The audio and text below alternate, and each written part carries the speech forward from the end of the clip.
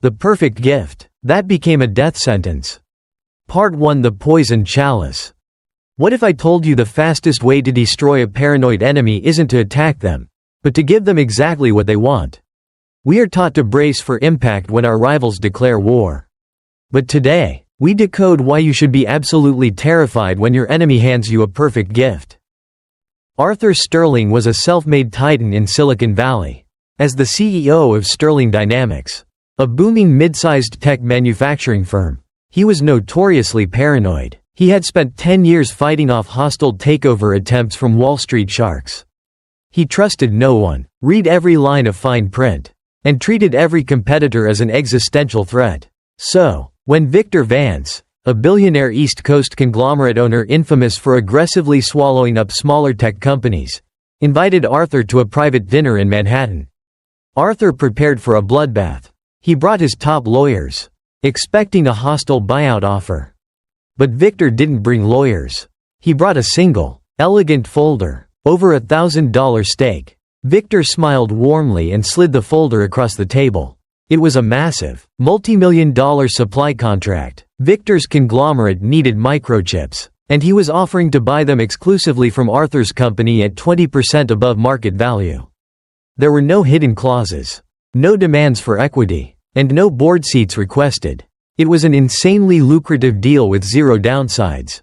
Arthur's lawyers analyzed it for days, looking for the trap. There was none. Reluctantly, but fueled by the massive profit margin, Arthur signed the deal. Arthur thought he had outsmarted the legendary predator. He believed Victor was getting soft, or perhaps desperate for high-quality parts. But here is the terrifying reality: Victor didn't make a mistake. The contract was genuinely perfect. There was absolutely no trap in that first folder. Victor knew that Arthur was a hyper-vigilant prey. If he attacked directly, Arthur's defenses would crush him. Victor understood a chilling principle of psychological warfare. The first step to poisoning a paranoid king isn't serving him the poison. It is forcing him to drink 100 cups of pure, safe wine until he forgets what poison tastes like. Why would a ruthless billionaire give away free millions to a rival? In dark psychology, this is the first stage of the reciprocity trap. Human beings are hardwired by evolution to return favors. When someone gives us something highly valuable with no strings attached, it creates immense psychological discomfort, a subconscious debt. More importantly, a flawless gift entirely bypasses the brain's threat detection system, the amygdala. Arthur spent his life preparing for a fight. By offering peace and prosperity, Victor didn't just give Arthur a contract, he systematically dismantled Arthur's paranoia. Once you prove that your hands are empty of weapons, the prey will willingly invite you inside their fortress. The first law of power for today: never accept a flawless gift from a known predator. Generosity from a rival is never a random act of kindness. It is an investment. It is the very first, invisible brick of a prison they are patiently building around you. Part 2: The Weight of Generosity. What is the heaviest object in the world? It isn't a mountain of gold. It's a favor you never asked for. We are taught to fear the enemy who takes. But today, we decode why you should be absolutely terrified of the enemy who never stops giving. Arthur Sterling had signed the exclusive, highly lucrative supply contract, expecting Victor Vance to immediately show his true colors. But Victor did the exact opposite. He doubled down on his generosity. 2 months later, when Sterling Dynamics was struggling to push a revolutionary new microchip patent through Washington, D.C.'s bureaucratic red tape, Victor made a single phone call. Using his massive East Coast political connections, Victor had the patent approved in 48 hours. Arthur was stunned. He offered to compensate Victor for his lobbying efforts. But Victor just laughed warmly, refusing the money. "We are partners, Arthur," Victor said smoothly. "Partners take care of each other." The gifts didn't stop there. Victor sent Arthur's top 50 engineers to an exclusive, all-expenses-paid tech retreat in Aspen to celebrate their hard work. He secured VIP sideline passes for Arthur's family at the Super Bowl. Every time Arthur tried to pay him back or return a favor, Victor would humbly deflect it. Over the next 6 months, the titanium walls of Arthur's legendary paranoia melted completely. He stopped running background checks on Victor's associates. He stopped having his lawyers triple-check Victor's emails. The ruthless Silicon Valley shark had been completely domesticated, viewing the East Coast billionaire not as a predator, but as a protective older brother. Victor wasn't building a friendship, he was meticulously auditing a psychological ledger. Every patent approval, every luxury retreat, every VIP ticket was a calculated, heavily weighted entry. Victor understood Arthur's core personality. Arthur was a proud, self-made titan. A man with that much pride physically cannot stomach being a charity case. By relentlessly burying Arthur in favors and aggressively refusing any form of immediate repayment, Victor was intentionally suffocating Arthur under an invisible mountain of social debt. Victor was forcing Arthur's psychological ledger so deep into the red that when the time finally came to balance the scales, Arthur would have no choice but to say yes to absolutely anything. How do you make a paranoid genius lower all his defenses? In dark psychology, this is known as escalating reciprocity and benevolent indebtedness. The human brain deeply despises unresolved social debts. It creates severe cognitive dissonance. When someone constantly gives to us, our brain is forced to justify accepting the gifts. To reduce the psychological guilt of taking, Arthur's brain unconsciously rewrote Victor's identity from dangerous rival to trusted mentor. Furthermore, by refusing minor repayments, like paying for the lobbying, Victor prevented Arthur from clearing his conscience. The debt compounded, creating an overwhelming, subconscious obligation that would eventually override Arthur's logical survival instincts. The second law of power you must learn today: a favor you cannot repay is a collar around your neck. Beware of the ally who gives relentlessly but aggressively refuses compensation. They do not want your money.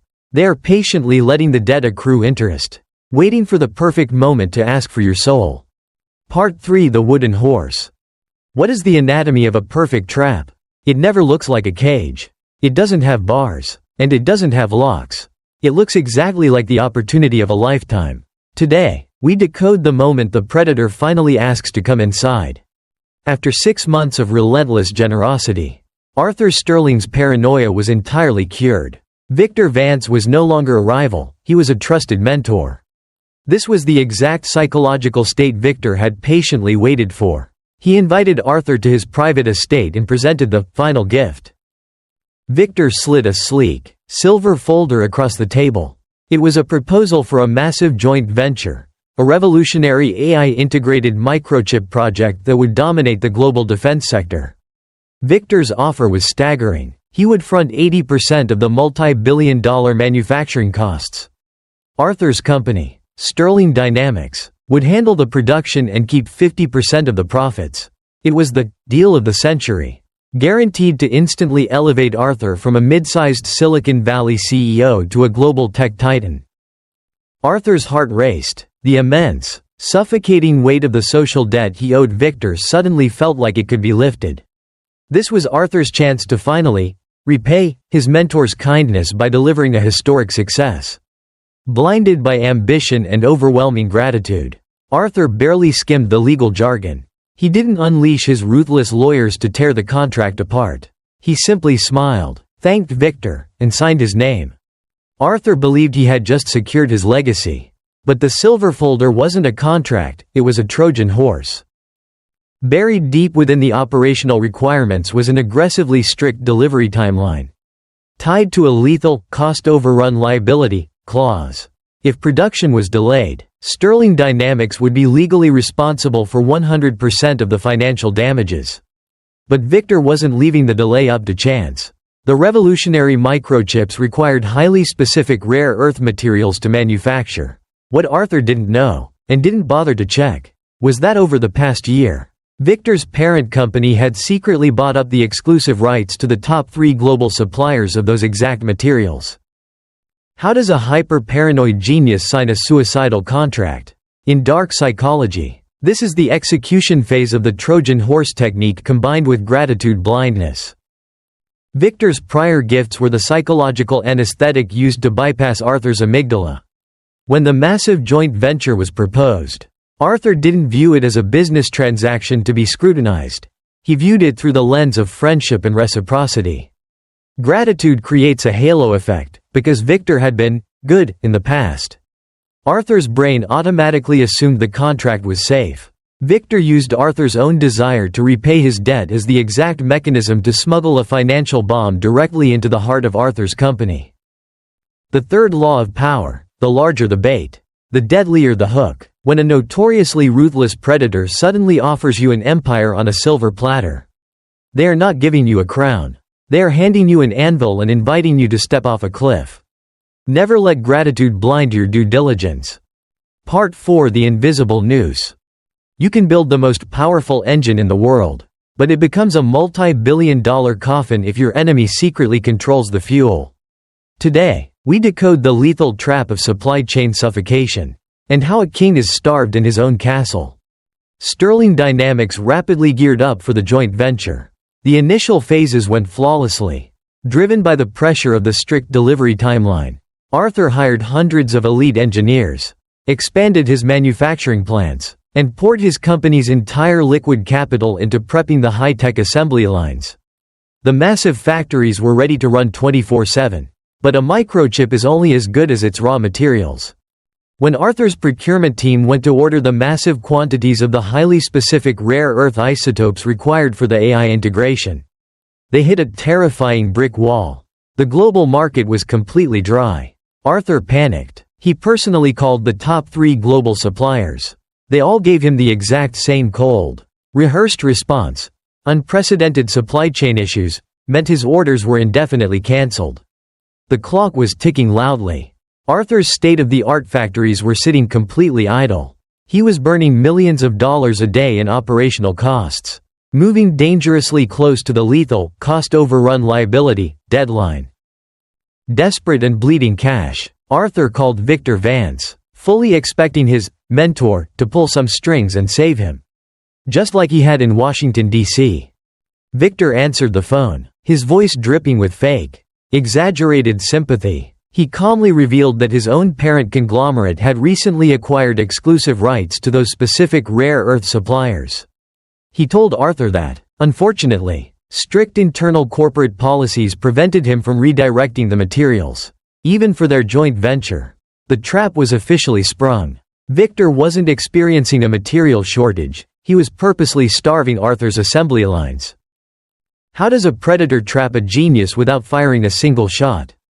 In dark psychology, this is known as resource capture combined with the sunk cost fallacy.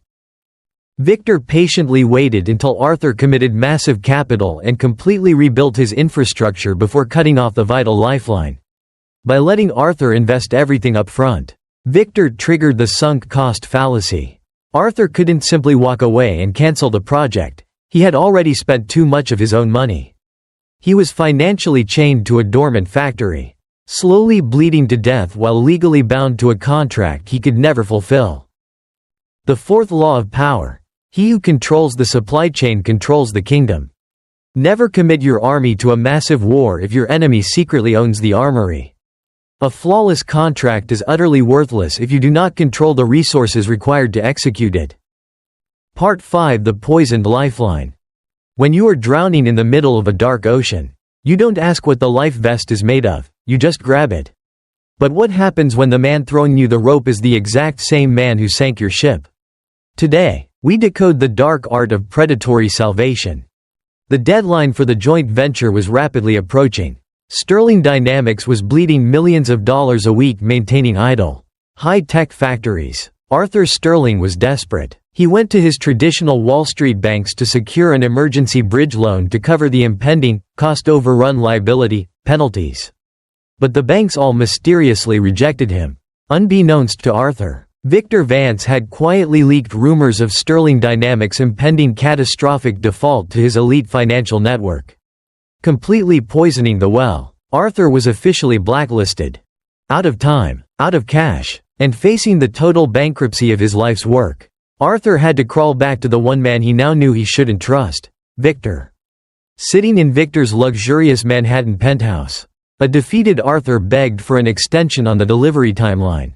Victor sighed heavily, playing the role of a deeply concerned partner. "I can't change the contract, Arthur. The board won't allow it," Victor said with a sad smile. But I can personally loan you the money to cover the penalties and keep your factories running until the supply chain clears up." Victor slid a new contract across the table. It wasn't a standard corporate loan, it was a highly toxic convertible debt note. Victor agreed to inject $50 million into Sterling Dynamics. However, the fine print dictated that if Arthur failed to repay the loan within 90 days, or failed to deliver the microchips, the debt would instantly convert into 51% controlling equity of Sterling Dynamics. It was a flawless, inescapable checkmate. Victor controlled the raw materials, meaning Arthur could never build the chips. Because he couldn't build the chips, he would default on the loan. Arthur wasn't borrowing money to save his company, he was legally signing away his kingdom to survive the month. How does a predator force a genius to sign his own death warrant? In dark psychology, this is known as extortion by crisis combined with the savior complex.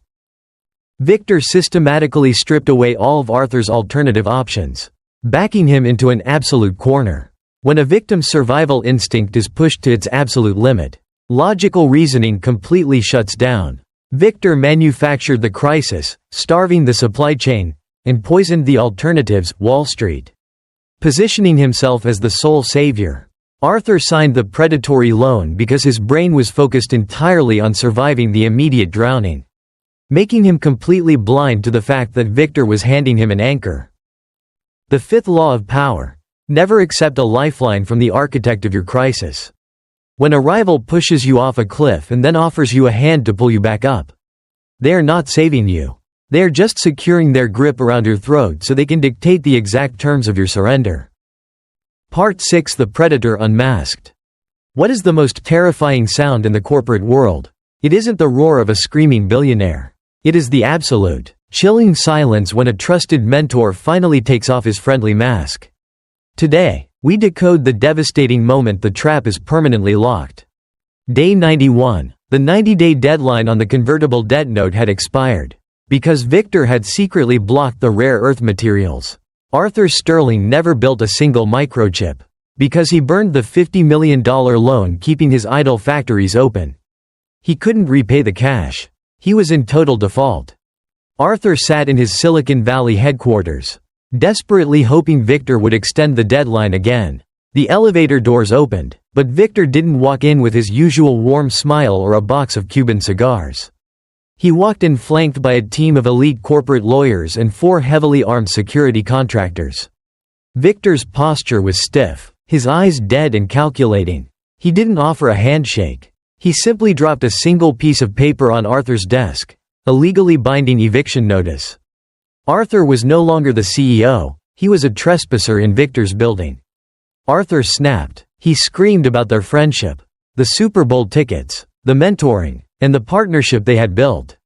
Victor didn't yell back, he just looked at Arthur with cold, genuine amusement. There was no partnership. "Arthur," Victor whispered. "The revolutionary AI microchip joint venture? It was entirely fake. Victor never had any intention of building those chips. He fabricated the entire multi-billion-dollar project for one specific reason: to force Arthur to upgrade his manufacturing plants using his own capital." Victor used a phantom project and a measly $50 million loan to legally steal a state-of-the-art $2 billion tech infrastructure. The VIP tickets, the favors, the expensive dinners, they weren't acts of friendship. They were simply the cheapest acquisition costs Victor had ever paid. Why does the victim always freeze when the betrayal is revealed? In dark psychology, this is known as predatory masking combined with cognitive shock. For a year, Arthur's brain had categorized Victor as a protector and a friend. When Victor suddenly dropped the benevolent mentor mask and revealed the cold, calculating corporate raider underneath, Arthur's brain simply could not process the contradicting realities. This extreme cognitive dissonance creates a paralyzing psychological shock. The victim wastes crucial seconds trying to appeal to the friend that never actually existed, while the predator efficiently strips them of everything they own. The sixth law of power: never confuse a calculated business investment with genuine friendship. A smile is the most cost-effective weapon in a predator's arsenal. If a shark swims peacefully beside you, it hasn't become a vegetarian, it is simply waiting until you are far enough from the shore to eat you alive. Part 7: The Ashes of the King. A king stripped of his crown is dangerous. But a king stripped of his hope is lethal. What happens when a master predator executes a perfect plan, but makes the fatal mistake of leaving his prey alive? Today, we decode the deadly power of rock bottom. Arthur Sterling lost everything in a matter of hours. The Silicon Valley media branded him a naive failure. His elite engineers were now working for Victor Vance. Exiled from his own multi-billion-dollar empire, Arthur found himself sitting on the edge of a stained bed in a cheap Nevada motel. Surrounded by empty whiskey bottles, he spent weeks drowning in a toxic cocktail of shame, anger, and absolute despair. One night, driven by a masochistic need for closure, Arthur opened the silver folder containing the fake joint venture contract. He read the legal jargon that had destroyed his life, tracing the exact steps of Victor's brilliant, predatory trap. Victor had perfectly seized the 51% controlling equity of Sterling Dynamics, giving him total legal ownership of the massive, upgraded manufacturing plants. But as Arthur read through the asset transfer annexes, his bloodshot eyes suddenly stopped. He read a single paragraph 3 times. His hands began to shake, not from fear, but from a sudden, terrifying adrenaline rush. Victor Vance had stolen the physical factories, the corporate name, and the high-tech assembly lines. But he missed the ghost in the machine. 10 years ago, when Arthur first founded the company in a garage, he made a paranoid, administrative decision. He registered the foundational intellectual property, the core patents for the robotic assembly software that literally told the machines how to move, under a completely separate, obscure holding company to protect it from early investors. Victor was so focused on stealing the $2 billion physical infrastructure that his elite lawyers failed to audit the decade-old software licensing rights. Victor had legally stolen the world's most advanced car. But Arthur still secretly owned the only key to start the engine. How does a ruthless billionaire make such an amateur mistake? In dark psychology, this is the result of the hubris blind spot combined with post-traumatic clarity. Narcissistic predators like Victor often become intoxicated by their own brilliance. When a manipulation works perfectly, their ego inflates, creating a hubris blind spot that makes them ignore tedious, historical details at the finish line. Conversely, Arthur experienced post-traumatic clarity. Stripped of his wealth, his pride, and the paralyzing burden of social debt, his brain was no longer clouded by gratitude or fear. Rock bottom is a flawless vantage point because it strips away all illusions, leaving only cold, objective reality. The seventh law of power: never mistake the fortress for the kingdom. A predator may steal your walls, your gold, and your throne, but true power lies in the invisible architecture. If you secretly control the foundation, you can let the enemy take the castle, right before you burn it to the ground. Part 8: The Invisible Detonator. You do not need a massive army to destroy a multi-billion-dollar war machine. You only need a single grain of sand and the gears, placed at the exact right moment. Today, we decode the terrifying art of asymmetric warfare. Victor Vance was ready to reap the rewards of his flawless heist. With Arthur officially exiled and legally silenced, Victor unlocked the rare earth materials from his parent company and prepared to mass-produce the revolutionary microchips himself. He invited top Wall Street investors to a grand ribbon-cutting ceremony at the newly acquired Silicon Valley headquarters. The media hailed Victor as a visionary genius. Standing on a glass balcony overlooking the massive, $2 billion factory floor, Victor smiled warmly for the cameras and pressed the ceremonial green button to activate the state-of-the-art assembly lines. The massive robotic arms began to hum, and the investors clapped. 1,000 miles away, Arthur was sitting in his dim motel room, watching the grand opening on a live stream. He didn't call his lawyers. He didn't leak a scandal to the press. Arthur simply opened a secure command terminal on his cheap laptop, typed a single line of encrypted code, and pressed enter. Suddenly, the deafening hum of the massive factory died. Every single robotic arm across the $2 billion infrastructure froze mid-motion. The red emergency sirens wailed. Victor's elite engineers frantically typed on their keyboards. But every monitor across the entire global manufacturing network flashed the exact same warning: Robotic kinematics license revoked. System locked. Victor demanded his engineers rewrite the software. But they couldn't. The proprietary code was cryptographically fused into the hardware's firmware. Attempting to remove it would permanently brick the machines. Victor had the factories, the materials, and the investors, but Arthur had just remotely turned the entire empire into a giant, useless paperweight. The only way to restart the machines was to buy the license from Arthur's hidden holding company. The price Arthur demanded? $3 billion. In cash. How does a man with a cheap laptop paralyze a billionaire? In dark psychology, this is known as asymmetric leverage and the momentum trap. Arthur didn't try to stop Victor from taking the factories. Instead, he weaponized Victor's own momentum. He waited until Victor had invited the press, brought in the investors, and committed massive resources to the launch. By triggering the trap at the exact moment of Victor's maximum public and financial exposure, Arthur created a crisis of infinite leverage. Victor couldn't walk away without losing billions in investor capital and facing total public humiliation. Arthur used Victor's own massive weight to crush him. The eighth law of power. The most destructive weapon on the battlefield is the enemy's own momentum. Never interrupt a predator when they are walking into a minefield. Let them take the fortress. Let them invite their friends. And let them lock the doors. Only then do you press the detonator. Part 9: The Cornered Beast. What happens when an apex predator realizes it cannot fight its way out of a trap?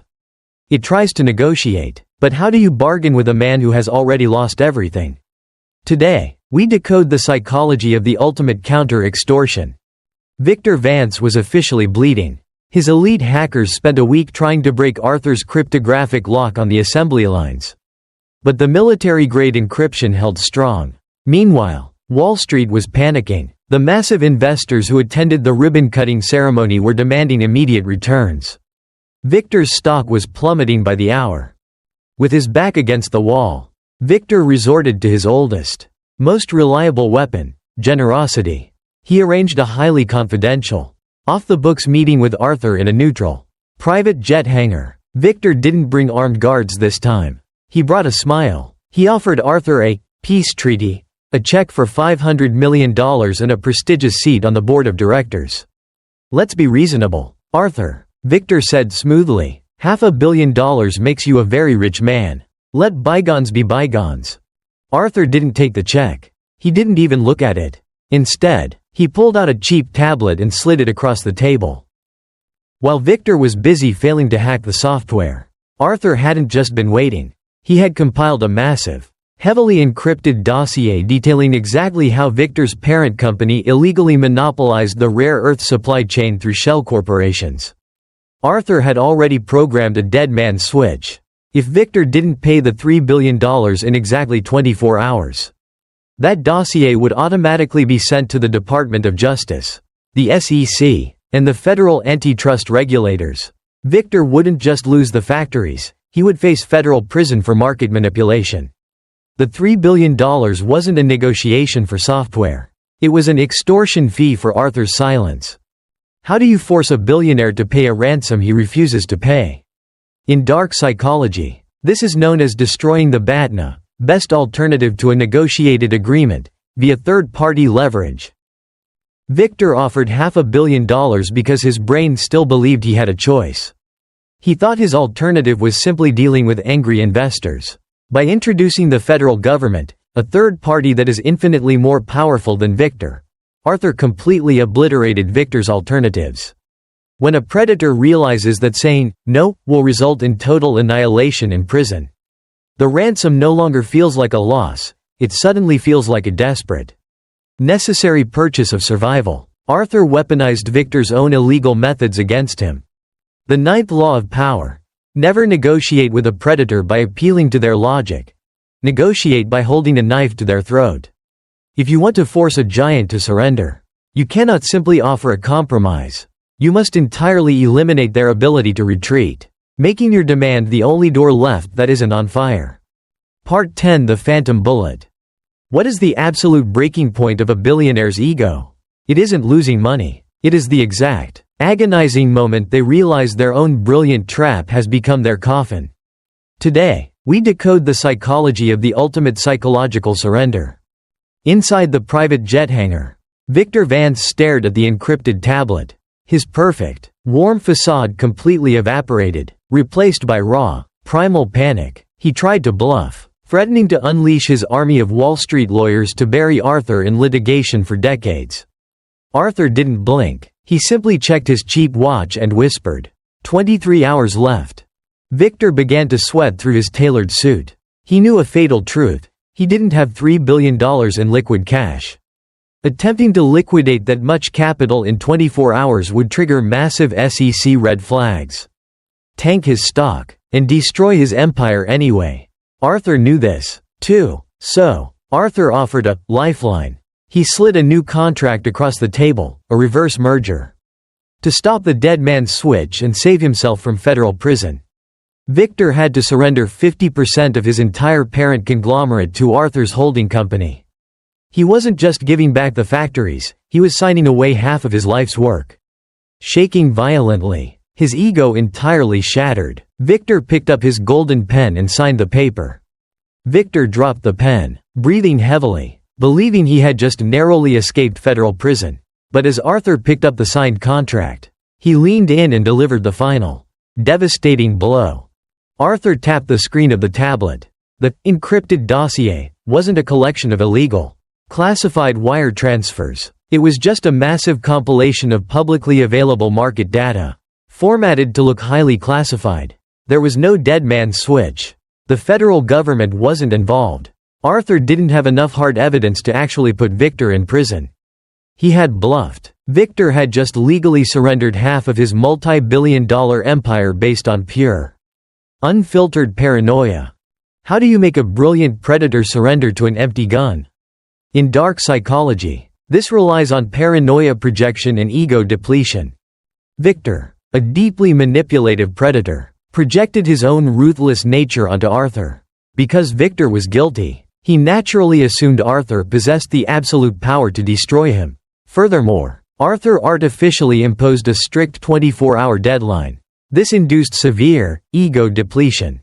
Under extreme time pressure and the terrifying threat of losing his freedom, Victor's brain experienced cognitive overload. His critical thinking completely shut down, preventing him from calling Arthur's bluff. He signed the contract not based on logic, but out of sheer, overwhelming psychological exhaustion. The 10th law of power. A guilty conscience is the heaviest anchor you can tie to an enemy. To defeat a paranoid predator, you do not need real bullets. You only need to convince them that the gun is loaded.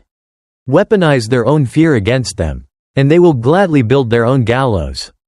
Part 11. Buying the guards. What is the fastest way to conquer a hostile castle? You don't waste time executing the guards, you simply double their salary. Today, we decode how to weaponize generosity on a mass scale to buy an empire's loyalty. With 50% controlling equity of the parent conglomerate, Arthur Sterling walked into Victor Vance's East Coast headquarters not as a ruined prey, but as the new co-owner. Victor's board of directors was deeply hostile, fully prepared to paralyze the company with bureaucratic warfare to protect their founder.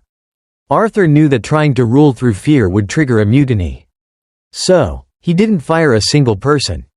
Instead, Arthur smiled warmly and handed out golden envelopes. He doubled their executive bonuses, expanded their departmental budgets, and offered them highly lucrative stock options in Sterling Dynamics. He played the benevolent savior, claiming he was forced to step in to rescue the conglomerate from Victor's reckless, dangerously illegal management style. He assured them that under his leadership, everyone would become infinitely richer. Victor sat at the far end of the table, his stomach in knots. He fully expected his fiercely loyal, hand-picked generals to reject the bribes and fight for his legacy. Instead, the room erupted in applause. Within minutes, the board eagerly signed Arthur's new contracts. They didn't just accept the money, they immediately held an emergency vote to strip Victor of his CEO title, permanently reducing the legendary billionaire to a powerless, silent observer. Victor watched in absolute horror as Arthur used his own signature weapon, the reciprocity trap, to effortlessly buy out his entire inner circle using the conglomerate's own funds. How do you convince a loyal army to instantly execute their own king? In dark psychology, this is known as systemic reciprocity and institutional betrayal. Corporate loyalty is rarely built on love, it is built on mutual benefit. When Arthur flooded the hostile board with unearned, massive financial rewards, he triggered the reciprocity trap on a systemic scale. To reduce the psychological guilt of betraying their founder for cash, the board's collective brain unconsciously rewrote Victor's history. They suddenly painted Victor as a toxic liability, validating Arthur as their rightful savior. Arthur didn't just buy their obedience, he bought their moral justification. The 11th law of power. Loyalty is just a ledger waiting to be outbid. Never assume your inner circle is immune to the poison of generosity.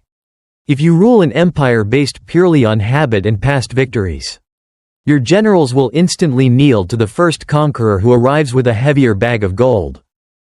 Part 12: The Golden Cage. What is the cruelest punishment for a mastermind? It isn't bankruptcy. It isn't a dark prison cell.